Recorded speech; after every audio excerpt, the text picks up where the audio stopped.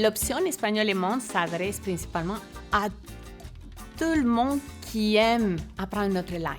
Moi, j'ai choisi le profil espagnol parce que j'adore la culture espagnole, la nourriture, les personnes et je trouve que Brébeuf a des activités vraiment amusantes pendant les fêtes et c'est vraiment amusant, comme toutes.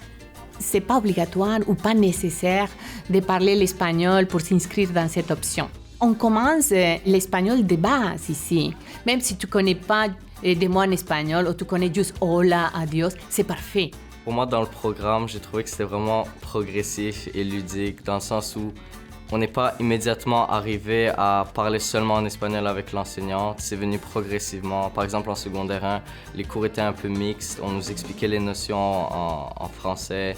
Ensuite, on avait des exercices en espagnol.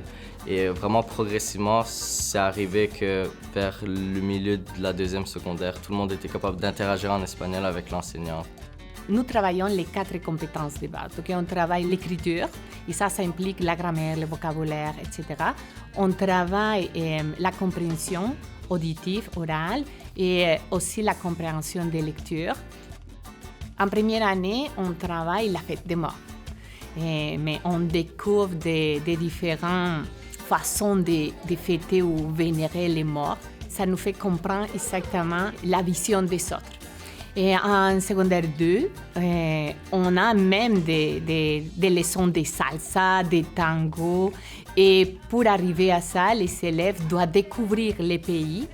En secondaire 3, on a des filets de mode avec des produits recyclés pour apprendre les mots de vocabulaire des vêtements, par exemple. On fait des voyages. Et linguistique, ça permet aux élèves de pratiquer l'espagnol, de voir combien ont vraiment progressé. On fait ça normalement en secondaire 4. On a un projet où on doit écrire un conte pour enfants qu'on va devoir présenter lors d'un voyage au Guatemala qu'on va faire un peu plus tard dans l'année. Moi, personnellement, j'ai très hâte d'aller présenter mon conte aux enfants parce qu'on nous a demandé d'intégrer des éléments du Québec, donc pour permettre aux gens du Guatemala qui ont une culture totalement différente de la nôtre de pouvoir un peu se familiariser avec, de voir comment la vie est différente ici et là-bas.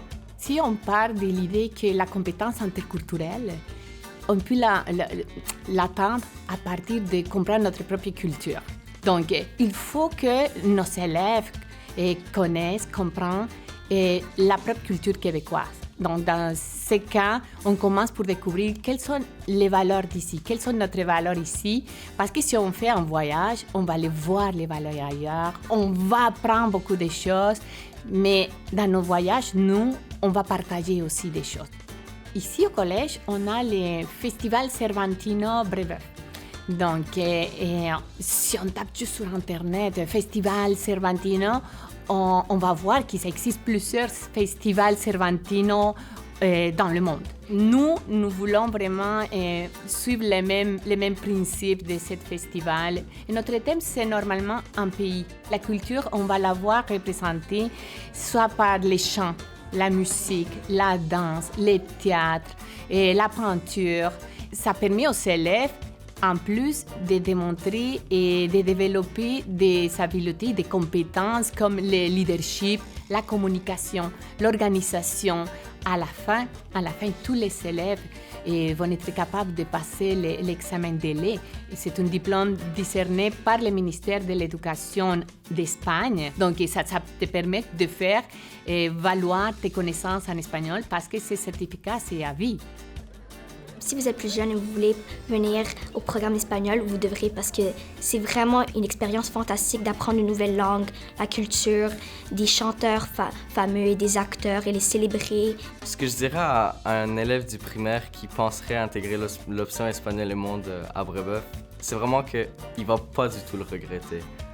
C'est vraiment une expérience incroyable, comment on peut passer de vraiment n'avoir aucune notion de l'espagnol à pouvoir le parler couramment en 4e secondaire tout en explorant la culture, pas seulement la langue, parce que la langue ça vient avec la culture. Donc le fait d'être capable d'explorer tous ces domaines en seulement 4 ans avec des professeurs qui sont réellement investis, je trouve ça incroyable et je pense qu'aucun de nous va le regretter.